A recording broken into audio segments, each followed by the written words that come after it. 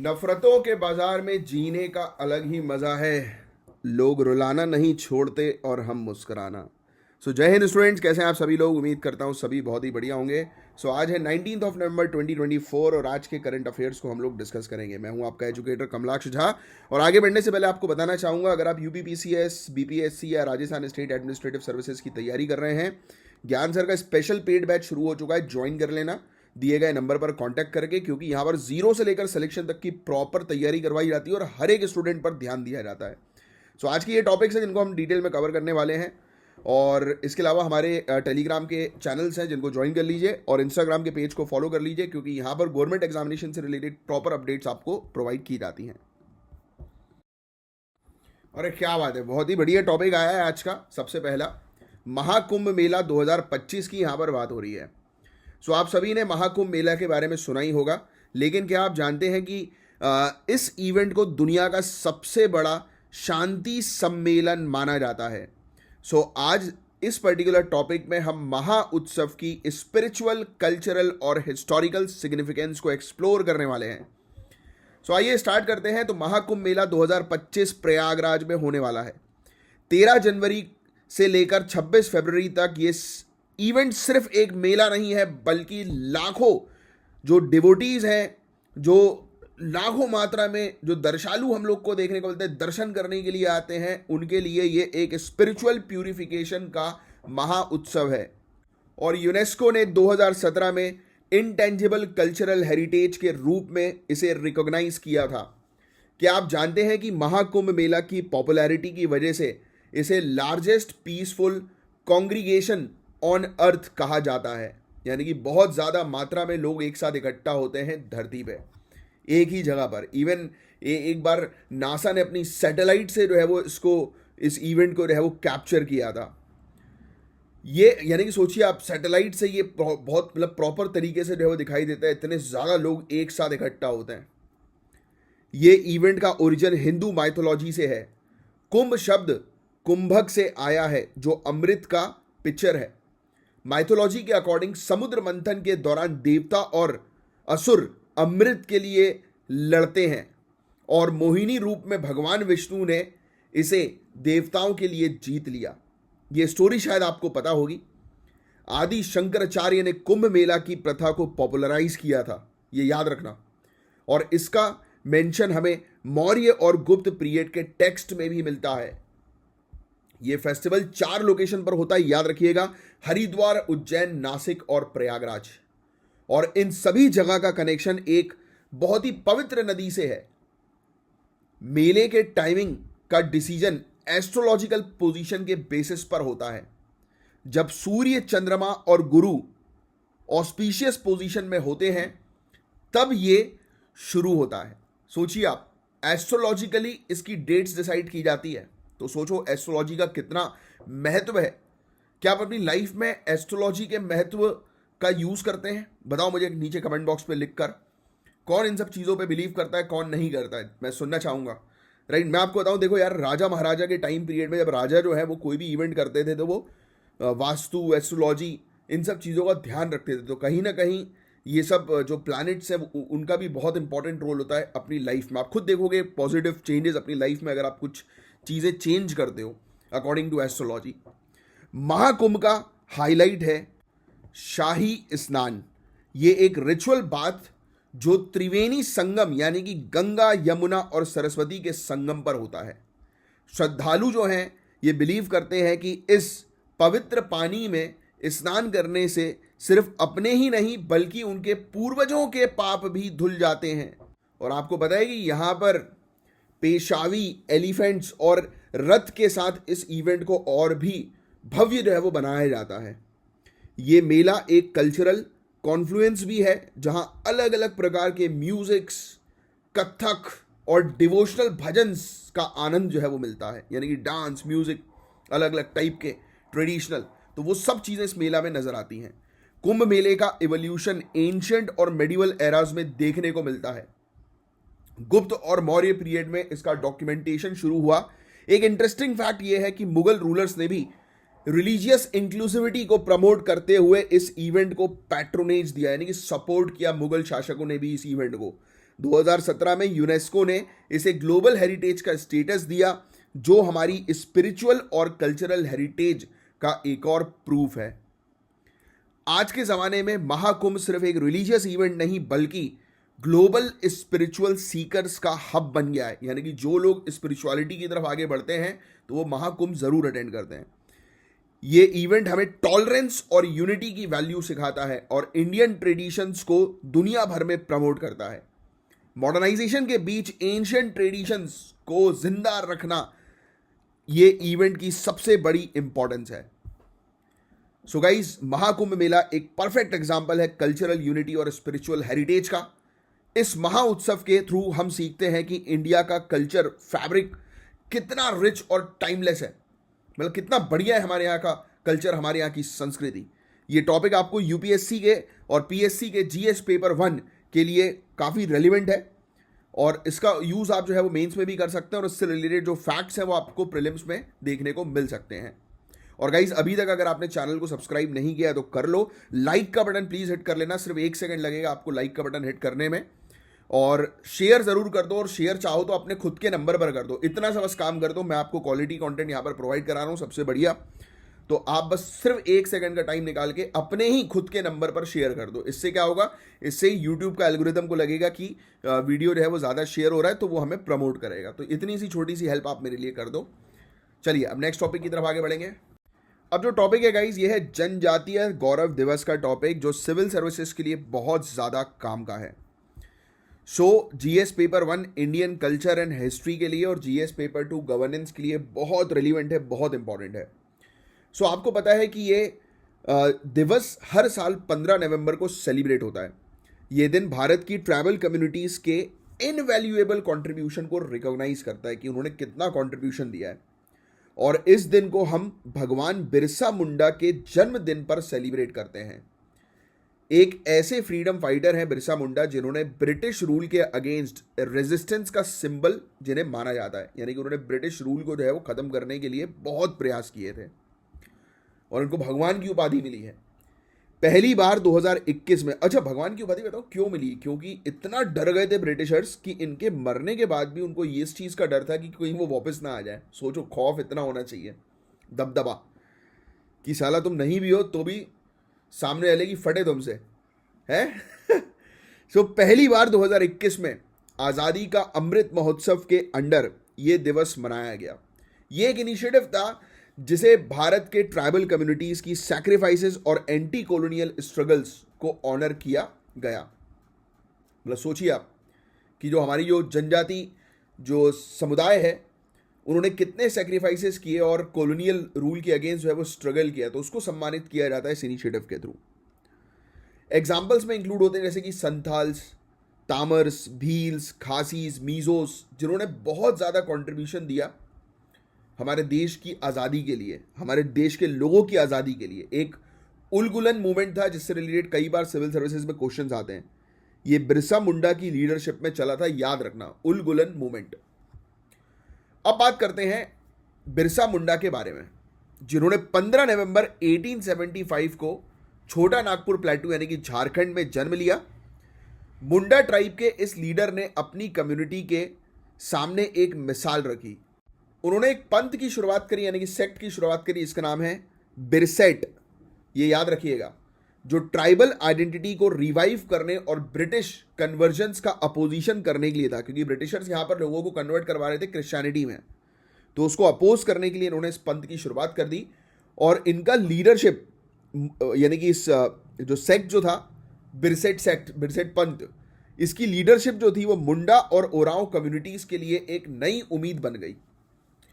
सोचिए आप, तो मुंडा के ये कॉन्ट्रीब्यूशंस थे, याद रखेंगे आप। तो 2024 के जनजातीय गौरव दिवस में स्पेशल इवेंट्स ऑर्गेनाइज किए गए हैं। माटी के वीर पद यात्रा जशपुर छत्तीसगढ़ में हुआ।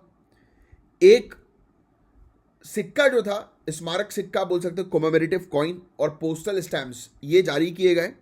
6,640 करोड़ का एक डेवलपमेंटल प्रोजेक्ट्स है, उसकी शुरुआत की जो है वो घोषणा हो गई। और गवर्नमेंट ने ट्राइबल कम्युनिटीज़ के वेलफेयर के लिए कुछ स्कीम्स भी लॉन्च की हैं। सो अपन इस स्कीम्स के बारे में बात कर लेते हैं। सो जैसे कि पीएम जनमान, ये ट्राइबल हेल्थ केयर और हाउसिंग पे फोकस करता है। धरती अब्बा जयंती ग्राम उत्कर्ष अभियान, तो ये जो है गाइज, ये बेसिकली जो जनजाति जो है जिस गांव में रहती है उस गांव को डेवलप करने का ये एक प्रोजेक्ट था। एकलव्य मॉडल रेसिडेंशियल स्कूल तो बहुत इंपॉर्टेंट है, ये ट्राइबल बच्चों के लिए क्वालिटी एजुकेशन इंश्योर करता है। फिर वन धन विकास केंद्र, ये बेसिकली ट्राइबल एंटरप्रेन्योरशिप और फॉरेस्ट प्रोड्यूस वैल्यू एडिशन को प्रमोट करता है, यानी कि जंगल में रहने वाले जो लोग हैं, ट्राइबल कम्युनिटीज़ जो हैं, वो एंटरप्रेन्योर बने, वो फॉरेस्ट से जो भी चीज़ तोड़ते हैं उससे कुछ बनाते हैं, उसको मार्केट तक पहुंचाया जाए जिससे कि उसकी इकोनॉमिक वैल्यू निकले और उनके आजीविका को सिक्योर किया जा सके।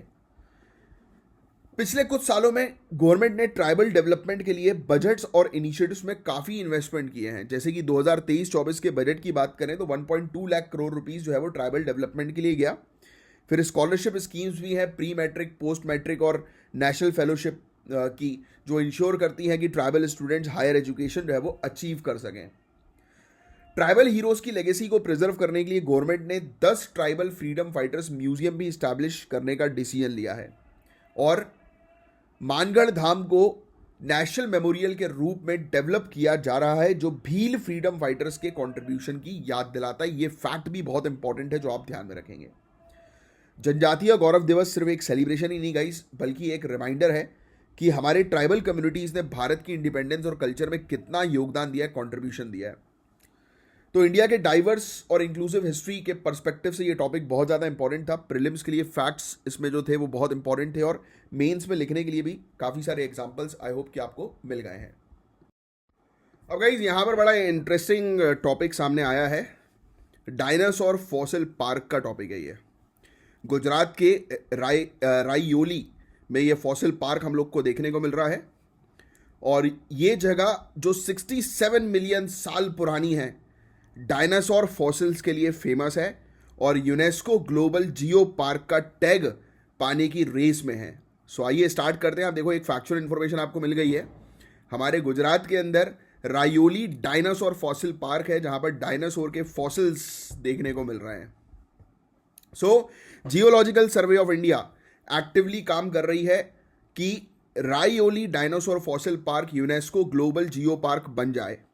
ये जगह कार्निवोरस डायनासोर जैसे कि राजासोरस नर्मेडेंसिस और रहियोलीसोरस गुजाराटेंसिस के फॉसिल्स के लिए जानी जाती। कार्निवोरस मतलब समझ रहे हो, मांसाहारी डायनासोर्स। सो इंटरनेशनल लेवल पर इसकी पहचान तब हुई जब 1990 में या उस समय पर 1990s के इसे दुनिया के सबसे बड़े डायनासोर हैचरीज में गिना गया। आपको पता है रायोली साइट दुनिया की टॉप 3 डायनासोर हैचरीज में है। 1980s के एक्सकेवेशंस यानी कि जब उस समय खुदाई हुई तो ये पता चला कि यहाँ दोनों कार्निवोरस डायनासोरस स्पीसीज थी जो इवोल्यूशन स्टडी के लिए काफ़ी इंपॉर्टेंट है। इंटरेस्टिंग बात यह है कि पहले लोकल्स इन फॉसिल्स और एग्स यानी कि डायनासोर के अंडे को उनका सिग्निफिकेंस समझे बिना डेली यूज के लिए इस्तेमाल करते थे, लेकिन ये हिस्टोरिक साइट कई चैलेंजेस फेस कर रही है। ओवरग्रोन वेजिटेशन और पुअरली मेंटेन्ड पाथवेज से विजिटर्स को प्रॉब्लम हो रही है, यानी कि वहाँ पर मतलब रास्ता अच्छा नहीं है, बहुत ज़्यादा पेड़ पौधे जो है वो उग गए हैं। म्यूजियम में भी इशू है, जैसे कि VR टूर्स और 3D प्रोजेक्शंस फ्रीक्वेंटली काम नहीं करते। ये सब स्ट्रक्चरल और फाइनेंशियल डिलेस की वजह से हो रहा है। अब इरिगेशन पाइपलाइन प्रोजेक्ट एक नया खतरा बन गई है जो इस साइट के फॉसिल्स को डैमेज कर सकती है, क्योंकि सिंचाई के लिए अगर पाइपलाइन डाली जाएगी तो खुदाई होगी तो ये जगह जो है वो फिर ओरिजिनल फॉर्म में नहीं रहेगी। अगर यूनेस्को ग्लोबल जियो पार्क का टैग मिलता है तो ये इंडिया का पहला ऐसी साइट बनेगी जिसको ये इस प्रकार का टैग मिलेगा, ग्लोबल जियो पार्क्स। ये सस्टेनेबल डेवलपमेंट और हेरिटेज प्रिजर्वेशन के लिए बहुत ज़्यादा इंपॉर्टेंट है। रायोली को अगर ये टैग मिल जाता है तो ये सिर्फ रिसर्च के लिए नहीं बल्कि टूरिज्म और लोकल इकोनॉमी के लिए भी बहुत हेल्पफुल होने वाला है। इंडिया के डायनासोर हेरिटेज भी काफ़ी रिच हैं। सबसे पहले फॉसिल्स 19वीं सेंचुरी में जबलपुर मध्य प्रदेश में मिले थे, पता है आपको। गुजरात, मध्य प्रदेश और महाराष्ट्र में कई डिस्कवरीज हुई हैं, जैसे कि बैरापासोरस और टीटानोसोरस। गुजरात के हैचरीज तो रिप्रोडक्शन स्टडीज के लिए पूरे दुनिया भर में जाने जाते हैं और बहुत इंपॉर्टेंट है। सो रायोली साइट का पोटेंशियल रियलाइज करने के लिए स्टेट और सेंट्रल अथॉरिटीज को मिलकर काम करना होगा, इंफ्रास्ट्रक्चर और मेंटेनेंस इंप्रूव करना होगा, इरिगेशन प्रोजेक्ट्स के रिस्क एड्रेस करने होंगे और सस्टेनेबल टूरिज्म को इंटीग्रेट करना क्रिटिकल है। यूनेस्को टैक्स सिर्फ इंटरनेशनल रिकॉग्नाइजेशन नहीं बल्कि इंडिया की नेचुरल हेरिटेज को प्रोटेक्ट करने में भी हेल्प करेगा। So guys, Raioli dinosaur fossil park सिर्फ एक हिस्टोरिकल साइट नहीं बल्कि हमारे देश के साइंटिफिक और कल्चरल लेगेसी का हिस्सा है।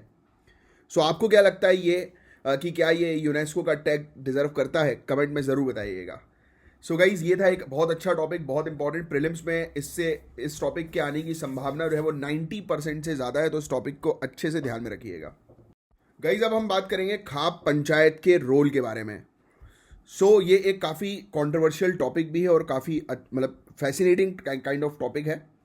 सो खाप पंचायत और उनके इवॉल्विंग रोल। खाप पंचायत जो कभी सिर्फ ट्रेडिशनल और पैट्रियार्कियल सिस्टम के लिए जाने जाते थे, आज कैसे ये एक समाज में रिफॉर्म और शासन में अपना रोल रीडिफाइन कर रहे हैं, इस पर हम लोग डिटेल में एनालिसिस करेंगे। सो खाप पंचायत ने रिसेंटली हेडलाइंस में अपनी जगह बनाई है। ये सिर्फ ऑनर किलिंग्स के लिए नहीं बल्कि रूरल इश्यूज जैसे अनएम्प्लॉयमेंट और वुमेन राइट्स के लिए स्टैंड लेने लगे हैं। सोचिए आप, कितनी अच्छी बात है ये। क्या ये एक नए डॉन का इंडिकेशन है, यानी कि नई शुरुआत का एक इंडिकेशन है? तो आइए इस पर हम लोग जो है वो चर्चा करेंगे। सो अब देखिए, तो पहले समझते हैं खाप पंचायत का असल स्ट्रक्चर। ये ट्रेडिशनल कम्युनिटी काउंसिल्स हैं जो नॉर्थ इंडिया स्पेशली हरियाणा और उत्तर प्रदेश में एक्टिव हैं। इनका ओरिजिन सदियों पुराना है और ये गवर्नेंस यानी कि शासन और सोशल डिस्प्यूट्स को रिजॉल्व करते हैं, यानी कि समाज में जितने भी मुद्दे होते हैं उसको ये खाप पंचायत रिजॉल्व करती है। पर प्रॉब्लम तब शुरू हुई जब इनके डिसीजंस कॉन्स्टिट्यूशनल राइट्स के अगेंस्ट जाने लगे, जैसे इंटरकास्ट मैरिज के ऊपर बैन्स और ऑनर किलिंग्स। यानी कि देखो, इंटरकास्ट कोई मैरिज कर लेता है तो उन दोनों को मार दिया जाता है, मतलब यानी कि दोनों लवर्स वगैरह जो होते हैं उनको मार दिया जाता है। तो ये ऐसी चीज़ें कर रही है खाप पंचायत, तो इसके लिए कंट्रोवर्सी में काफ़ी ज़्यादा है। खाप पंचायत का क्रिटिसिज्म उनकी पैट्रियार्कियल प्रैक्टिसेस और कास्ट बेस्ड रिस्ट्रिक्शंस के लिए होता है। वो कास्ट के ऊपर रिस्ट्रिक्शंस लगा देते हैं। ये काउंसिल्स कई बार बहुत ही सख्त सोशल नियम लागू करती है जो एक व्यक्ति की आज़ादी को छीन लेता है और इवन समाज में जो उसकी इक्वलिटी का स्टेटस है, समानता का जो स्तर है, उसको भी ख़त्म कर देता है। आज खाप पंचायत जो है ये एक नया चेहरा इसका सामने आया है। रीसेंट एग्जाम्पल्स जैसे वुमेन्स स्पोर्ट को सपोर्ट करना, रेसलर्स के सेक्सुअल हरासमेंट के लिए प्रोटेस्ट करना, जेंडर जस्टिस की तरफ उनका इंक्लिनेशन दिखाता है कि अब ये चेंज हो रहे हैं। पहले के समय पर ये बहुत रिजिड थे, अब थोड़ा सा समय के अनुसार जो है वो फ्लेक्सिबिलिटी आ रही है। अब ये जेंडर इक्वलिटी पर ज़्यादा फोकस कर रहे हैं, पहले नहीं करते थे। इंडिया के लीगल प्लूरलिज्म का एक यूनिक एग्जाम्पल है खाप पंचायत और स्टेट लॉज का को एग्जिस्टेंस। मतलब एक तरफ हमारे कानून हैं जो कॉन्स्टिट्यूशन के थ्रू, पार्लियामेंट के थ्रू बनाए गए हैं, और दूसरी तरफ ट्रेडिशनल कानून हम लोग को देखने को मिल रहे हैं। तो अगर इन्हें ऑल्टरनेटिव डिस्प्यूट रेजोल्यूशन फ्रेमवर्क के अंदर फॉर्मलाइज किया जाए, क्योंकि देखो ये बेसिकली एक ऐसी सभा होती है जहां पर मुद्दे रिजॉल्व किए जाते हैं, तो ये अगर इसको एडीआर यानी कि ऑल्टरनेटिव डिस्प्यूट रेजोल्यूशन फ्रेमवर्क के अंदर फॉर्मलाइज किया जाए तो रूरल गवर्नेंस इंप्रूव हो सकता है। पर यह तभी पॉसिबल होगा जब मॉडर्नाइजेशन की तरफ स्टेप लिए जाए, जैसे कि ऑल्टरनेटिव डिस्प्यूट रेजोल्यूशन फ्रेमवर्क को अडॉप्ट करना, खाप लीडर्स के लिए मीडिएटिंग ट्रेनिंग यानी कि वो मध्यस्थता करा सके उनको ट्रेनिंग देना, लीगल मॉनिटरिंग इंट्रोड्यूस करना कि वो खाप पंचायत जो भी चीज़ करे तो वो कानून के दायरे में रहकर करे, और किसी भी प्रकार से ऐसी कोई प्रैक्टिस नहीं होनी चाहिए जो असंवैधानिक हो। शक्ति वाहिनी केस था 2018 का। इसमें ऑनरेबल सुप्रीम कोर्ट ने ऑनर किलिंग्स की स्ट्रिक्ट निंदा करी और स्टेट अथॉरिटीज को प्रोएक्टिव मेजर्स यानी कि बोला कि जल्दी से जल्दी कार्रवाई की जाए और खाप्स को एडीआर के थ्रू कॉन्स्टिट्यूशनल वैल्यूज अलाइन करने का एक बड़ा मौका मिल सकता है अब, कि वो जो है वो कॉन्स्टिट्यूशन के दायरे में रहकर जो है वो अपनी रिस्पॉन्सिबिलिटी, अपनी पावर को जो है वो और इंक्रीज कर सकते हैं। फ्यूचर का रास्ता क्लियर है, कोलैबोरेशन विद गवर्नेंस इंस्टीट्यूशन, यानी कि जितने भी हमारे जो इंस्टीट्यूशंस हैं, अथॉरिटीज़ हैं, गवर्नमेंट अथॉरिटीज़, उनके साथ खाप पंचायत अब कोलैबोरेट कर सकती है और अपने रोल को रीडिफाइन कर सकती है। अगर ये सक्सेसफुल होता है तो ये रूरल इंडिया के लिए गेम चेंजर हो सकता है।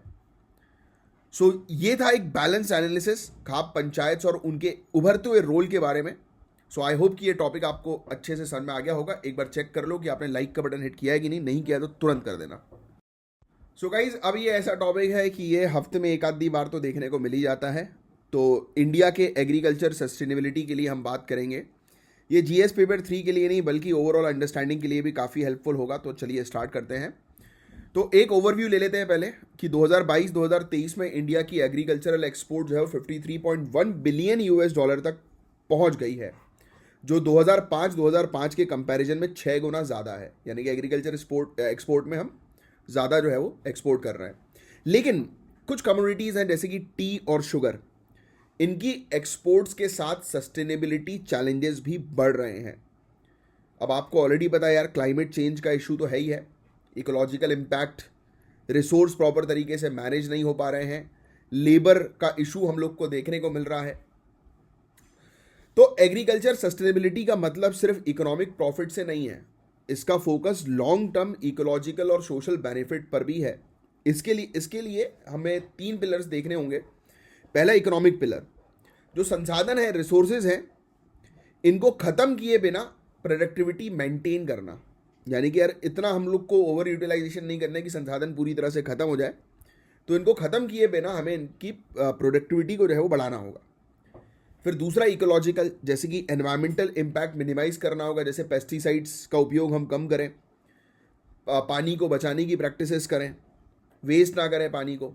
फिर तीसरी चीज़ है सोशल, फेयर लेबर प्रैक्टिस बहुत ज़्यादा ज़रूरी है, सेफ वर्किंग कंडीशंस लेबर्स की इंश्योर करना बहुत ज़्यादा ज़रूरी है। इंडिया के टी और शुगर इंडस्ट्री जो है वो ग्लोबल स्केल पर काफ़ी अच्छा काम कर रही है और काफ़ी बड़ी है, लेकिन इनके चैलेंजेस इक्वली बड़े हैं।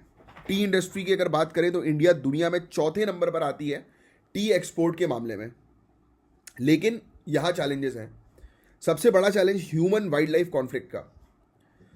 अब जैसे प्लांटेशंस होता है, इसके 70% एरिया जो है वो फॉरेस्ट के पास में है, यानी कि इन्होंने जो भी खेत वगैरह अपना लगाया है वो फॉरेस्ट के पास में है, जंगल के पास में।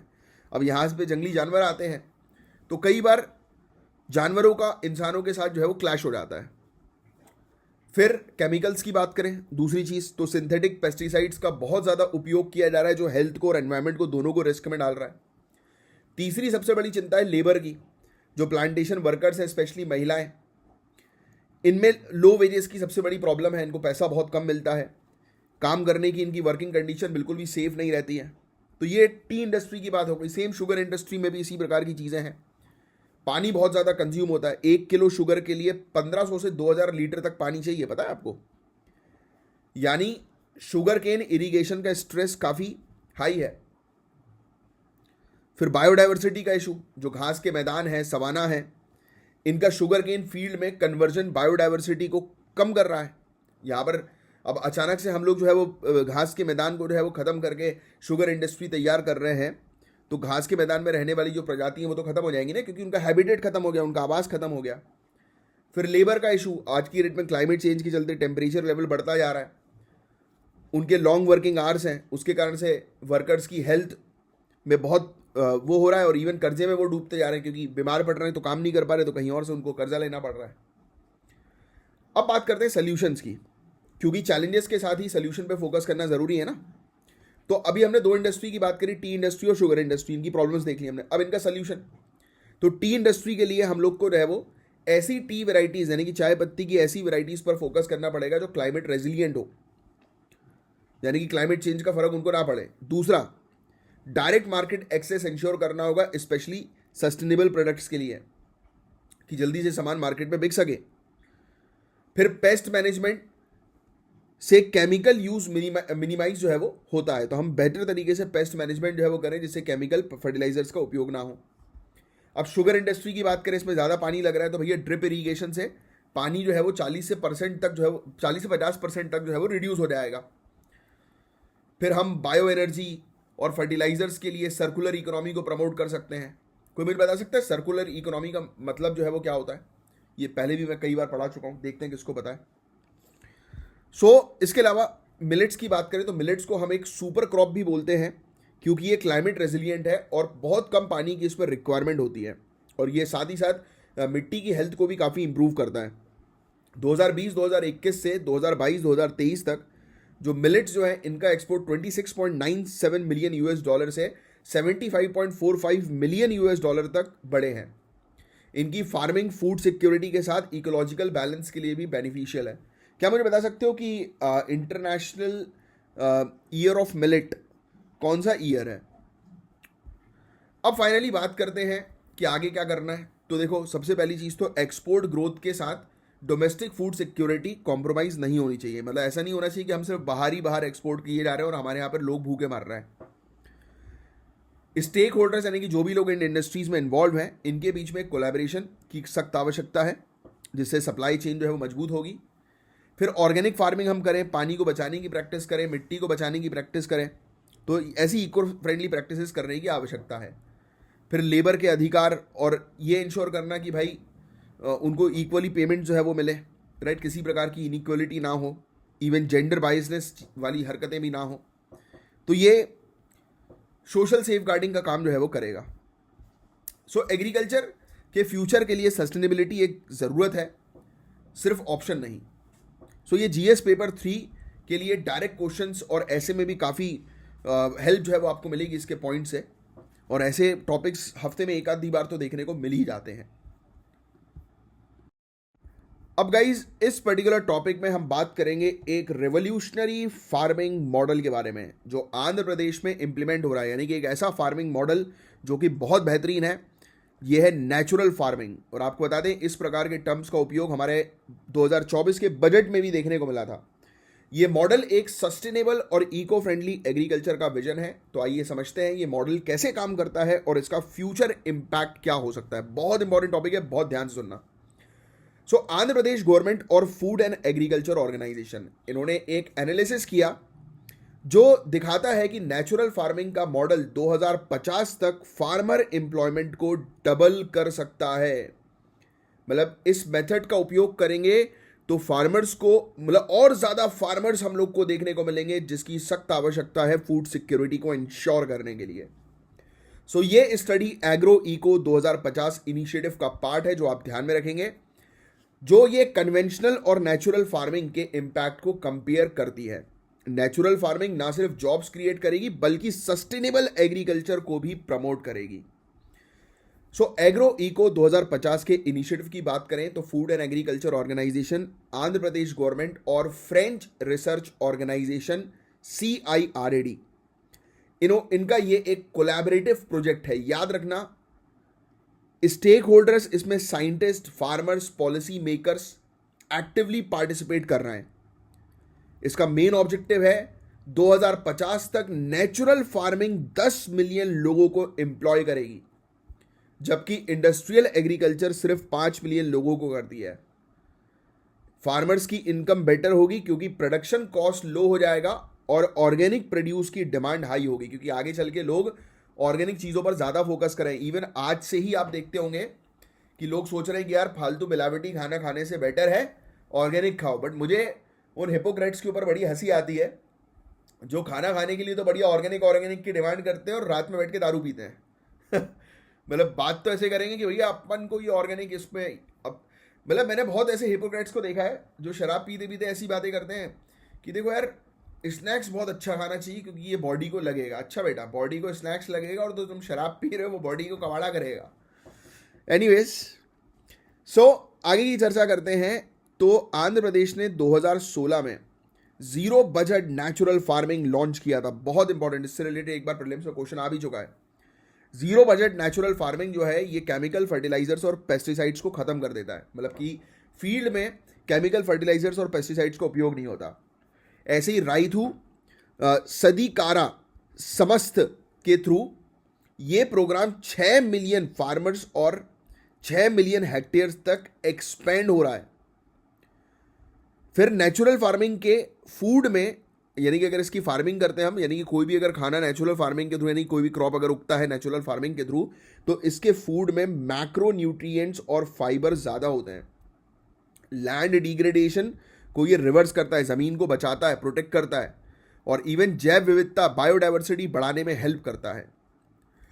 नेचुरल फार्मिंग से अनएम्प्लॉयमेंट सिर्फ 7% होगी, जबकि इंडस्ट्रियल फार्मिंग में ये 30% तक बढ़ सकती है। 2050 तक फार्मर्स और नॉन फार्मर्स के बीच इनकम गैप सिर्फ 22% होगा, जो इंडस्ट्रियल फार्मिंग के लिए 45% गैप से काफ़ी कम है। तो यानी कि फार्मर्स की इनकम भी काफ़ी अच्छी बढ़ेगी। अब देखिए यार, कुछ कुछ चैलेंजेस हम लोग को देखने को मिल रहे हैं। सबसे बड़ा चैलेंज फार्मर्स की ट्रेनिंग करना।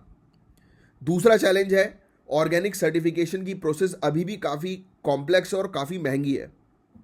ऑर्गेनिक प्रोड्यूस के लिए मार्केटिंग और सब्सिडीज की कमी आज भी है, तो इन सब चीज़ों पर फोकस करने की आवश्यकता है। इसके अलावा नेचुरल फार्मिंग्स के लिए क्रॉप की ईल्ड यानी कि क्रॉप के प्रोडक्शन को बढ़ाना और उसके नेचुरल बेनिफिट्स पर रिसर्च करना बहुत ज़रूरी है, स्पेशली राइस और वीट जैसे क्रॉप्स के लिए। अब श्रीलंका के एक्सपीरियंस से ये सीख लेकर इंडिया को ग्रेजुअली ट्रांजिशन अडॉप्ट करना होगा, नहीं तो फूड सिक्योरिटी इंपैक्ट हो जाएगी। क्योंकि श्रीलंका के अंदर इनने क्या किया था, एकदम से स्ट्रिक्टली ऑर्गेनिक फार्मिंग की प्रैक्टिस शुरू कर दी थी। इसके कारण से प्रोडक्शन जो है वो कम हुआ और भुखमरी की स्टेट जो है वो आ गई थी। सो आंध्र प्रदेश की नेचुरल फार्मिंग एक ऐसा मॉडल है जो फार्मर्स को सशक्त बना देगा और बना दे ही रहा है। इन्वायरमेंट को प्रोटेक्ट करेगा, सस्टेनेबल डेवलपमेंट को जो है वो और बढ़ावा देगा। सो ये टॉपिक काफ़ी ज़्यादा इंपॉर्टेंट था गाइस। होपफुली ये टॉपिक आपको समझ में आया होगा बहुत अच्छे से। अब गाइस देखो, ध्यान से आप इस टॉपिक को जो है वो सुनना, फिर उसके बाद आपके सामने स्क्रीन पर एक क्वेश्चन आएगा जिसका आंसर आपको नीचे कमेंट बॉक्स पर देना है। सो ये एक ऐसा टॉपिक है जो ना सिर्फ भारत के डिफेंस कैपेबिलिटी को हाईलाइट करता है, बल्कि हमारी स्पेस एसेट्स की सुरक्षा का एक पावरफुल एग्जाम्पल है। अंतरिक्ष अभ्यास ये एक ऐसी एक्सरसाइज दुनिया को दिखाती है कि इंडिया का स्पेस और मिलिट्री इंटीग्रेशन कितना एडवांस हो रहा है। सो सबसे पहले तो बात करते हैं अंतरिक्ष अभ्यास के मेन ऑब्जेक्टिव क्या है उसके बारे में। तो ये एक मिलिट्री ओरिएंटेड एक्सरसाइज है जिसका फोकस है हमारे स्पेस बेस्ड एसेट्स के थ्रेट को एनालाइज करना, यानी कि हमारे स्पेस में जो सैटेलाइट्स वगैरह हैं उनको किन किन से चीज़ों से खतरा हो सकता है उसको एनालाइज करना। स्पेस बेस्ड एसेट का मतलब है सैटेलाइट जो हमारे कम्युनिकेशन, नेविगेशन और इंटेलिजेंस का बेस है। अगर उन्हें खतरा होता है तो पूरा सिस्टम खराब हो जाएगा। अब इमेजिन करो, एक छोटा सा मलबा आकर, डेब्रिस आकर सैटेलाइट को अगर खराब कर दे तो क्या हो सकता है, सोचिए आप। बहुत दिक्कतें आ नहीं सकती। कम्युनिकेशन नेटवर्क खराब हो जाएगा, डिस्टर्ब हो जाएगा, बैंकिंग सिस्टम डिस्टर्ब हो जाएगा। आज की डेट में थोड़ी देर के लिए लोगों को इंटरनेट ना मिले तो लोग बेचैन होने लगते हैं। नेक्स्ट, अब बात करते हैं मिलिट्री इंटीग्रेशन की। तो गाइज, इस एक्सरसाइज का एक और गोल था मिलिट्री ऑपरेशंस में स्पेस कैपेबिलिटीज को इंटीग्रेट करना। मतलब हमारी सैटेलाइट्स को सिर्फ कम्युनिकेशन के लिए नहीं बल्कि एडवांस्ड मिलिट्री प्लानिंग के लिए भी यूज करना। एग्जाम्पल, जैसे हमारे सोल्जर्स कहीं पे जा रहे हैं तो उनको मॉनिटर करना, या मिसाइल गाइडेंस को और ज़्यादा एक्यूरेट बनाना कि मिसाइल कहाँ पर जाकर टकराएगी उसको और एक्यूरेट और सटीक बनाना। यह बताता है कि हमारा फोकस अब कन्वेंशनल से ज़्यादा फ्यूचरिस्टिक वॉरफेयर पर है। और अगर हम बात करें भारत के अचीवमेंट्स की, तो मिशन शक्ति को कैसे भूल सकते हैं। 2019 में इंडिया ने अपना anti satellite missile successfully test करके दुनिया को दिखा दिया था कि हम अपने स्पेस एसेट्स को डिफेंड करने में केपेबल हैं। अंतरिक्ष अभ्यास मिशन शक्ति की लेगेसी को आगे बढ़ाता है और हमारे डिफेंस और स्पेस का एक पावरफुल एग्जाम्पल सेट करता है। सो गाइज, अंतरिक्ष अभ्यास सिर्फ एक एक्सरसाइज नहीं है, यह भारत के स्पेस और डिफेंस विजन का एक ब्लूप्रिंट है। आने वाले समय में हम और कैसे टेक्नोलॉजी डेवलप करते हैं और कैसे स्पेस वॉरफेयर को टैकल करते हैं, ये देखना काफ़ी इंटरेस्टिंग होगा। सो ये टॉपिक अच्छा लगा है तो फटाक से लाइक का बटन हिट अभी तक नहीं किया है तो कर दो, और इस क्वेश्चन का आंसर कमेंट बॉक्स पर लिख कर बताओ क्या होगा। सो गाइज अगेन फिर से एक ऐसे टॉपिक के बारे में हम बात करेंगे जिसको आपको ध्यान से सुनना है, फिर उसके बाद उसका आंसर बताना है कमेंट बॉक्स पे लिखकर। सो ग्लूटेन, कई बार आपने ये नाम जो है वो सुना होगा, पर क्या आपको पता है कि ये आपकी हेल्थ पर किस तरह से इंपैक्ट डालता है? अगर नहीं तो हम डिटेल में समझेंगे कि ग्लूटेन को हमारी बॉडी में कैसे मतलब ये डाइजेशन करता है। तो सबसे पहले ग्लूटेन है क्या ये समझो। ग्लूटेन एक प्रोटीन कॉम्प्लेक्स है जो ज़्यादातर वीट, बार्ले और राई में पाया जाता है। जब ये ग्रेन्स को मतलब जैसे आटे में मिलाते हैं हम लोग, तब ये एक इलास्टिक टेक्सचर बनाते हैं जो ब्रेड या पिज़्ज़ा के आटे जो होता है ना, पिज़्ज़ा डव को च्यू और सॉफ्ट बनाता है। ये आपके फेवरेट फूड का इंपॉर्टेंट पार्ट है, राइट? पिज़्ज़ा और बर्गर हम खाते हैं ना, बिल्कुल सॉफ्ट सॉफ्ट सा लगता है, तो ये ग्लूटेन की वजह से होता है। अब ये ग्लूटेन का कंपोजिशन क्या है? तो ग्लूटेन मेनली दो प्रोटीन्स ग्लियाडिन्स और ग्लूटेनिन्स से बना होता है। ग्लियाडिन्स काम करते हैं आटे को एक्सपेंड करने में, उसको और खिंचावटी बनाने में, और ग्लूटेनिन आटे को जो है वो स्ट्रेचेबल और इलास्टिक यानी कि और मतलब ऐसा बनाएंगे कि वो टूटेगा नहीं। अपन आटे को खींचते तो ऐसे खिंचाता है ना वो, तो ये दोनों प्रोटीन्स मिलके ग्लूटेन बनाते हैं जो ब्रेड को अपनी च्यू टेक्सचर देता है कि आप चबाते रहो उसको कंटिन्यूअसली। लेकिन ये प्रोटीन हमारी बॉडी में थोड़ा ट्रबल भी क्रिएट कर सकते हैं। तो ये दो चीज़ तो आप याद रखिएगा, ग्लियाडिन्स और ग्लूटेनिन्स, ये दो चीज़ें मिलकर ग्लूटेन बनाता है, यानी कि ये दो प्रोटीन से ग्लूटेन बनता है। ग्लूटेन को डाइजेस्ट करना हर किसी के लिए आसान नहीं होता। कुछ लोगों में ये प्रोटीन्स पूरी तरह से डाइजेस्ट नहीं हो पाते। ये प्रोटीएस एंजाइम से प्रॉपरली ब्रेक डाउन नहीं होते, जिसका रिजल्ट हो सकता है पेट की परेशानी होना, जैसे कि ब्लोटिंग, गैस होना और डिस्कम्फर्ट लगना। इसका रीज़न है हमारे डाइजेस्टिव सिस्टम के पास इतने स्ट्रॉन्ग एंजाइम नहीं होते जो कि इस कॉम्प्लेक्स प्रोटीन को ईजिली ब्रेक डाउन कर सकें। अगर बात करें कॉइलियक डिजीज की, तो ये एक ऑटो इम्यून डिसऑर्डर है जिसमें बॉडी का इम्यून सिस्टम ग्लूटेन को फॉरेन इन्वेडर समझ के अटैक करना स्टार्ट कर दे। यानी कि आपने कोई चीज़ खाई और हमारा इम्यून सिस्टम उसको अटैक कर रहा है वायरस समझ के। इसका रिजल्ट हो सकता है सीवियर डैमेज हमारे स्मॉल इंटेस्टाइन में, और न्यूट्रिएंट एब्जॉर्प्शन में भी ये प्रॉब्लम्स क्रिएट करेगा। अगर आपको ये डिजीज़ है तो इसका ट्रीटमेंट काफ़ी सिंपल है, ग्लूटेन फ्री डाइट फॉलो कर लो। ग्लूटेन से दूर रहना इसे बॉडी को हील करने में मदद करता है, इसलिए काफ़ी सारे लोग आजकल ग्लूटेन फ्री आटा वगैरह जो है वो खाते हैं। तो अगर आपको ग्लूटेन सेंसिटिविटी है तो ये मतलब आपको लगता है कि ग्लूटेन आपके हेल्थ को इफेक्ट कर रहा है, तो आपको अपनी डाइट से ग्लूटेन को रिमूव करना ज़रूरी हो सकता है। और आजकल ग्लूटेन फ्री ऑप्शंस काफ़ी अवेलेबल है मार्केट में, चाहे चावल की बात हो, चाहे क्योना की बात हो, चाहे वेजिटेबल्स की बात हो, चाहे फ्रूट्स की बात हो, सभी नेचुरली ग्लूटेन फ्री हैं। तो अगर आप ग्लूटेन अवॉइड करेंगे तो आप अपनी हेल्थ को बेटर तरीके से मैनेज कर सकते हैं। सो ग्लूटेन को लेकर आपको काफ़ी चीज़ें समझ में आई होंगी। ये ज़रूरी है कि हम अपनी बॉडी को समझें, और अगर आपको लगता है कि ग्लूटेन आपकी हेल्थ पर नेगेटिव इम्पैक्ट डाल रहा है, सो डॉक्टर से तो कंसल्ट करना ज़रूरी है ही, राइट? तो डॉक्टर से कंसल्ट करिए और डाइट से ग्लूटेन फ्री चीज़ों को जो है वो रिमूव करिए, क्योंकि ये डाइजेस्ट ईजिली नहीं होता है। और जैसा कि हमने अभी थोड़ी देर पहले अंतरिक्ष अभ्यास के बारे में बात करी थी, बहुत सारी चीज़ें मैंने आपको बताई, उसी से रिलेटेड ये एक मेंस का क्वेश्चन है। ट्राई करिएगा इस क्वेश्चन का आंसर लिखने की 150 वर्ड्स में, तो होपफुली आपको पूरा लेक्चर अच्छे समझ में आया होगा। तो चलिए अब मैं मिलूंगा आपसे नेक्स्ट लेक्चर में, तब तक के लिए bye bye, take care, have a great day ahead, जय हिंद।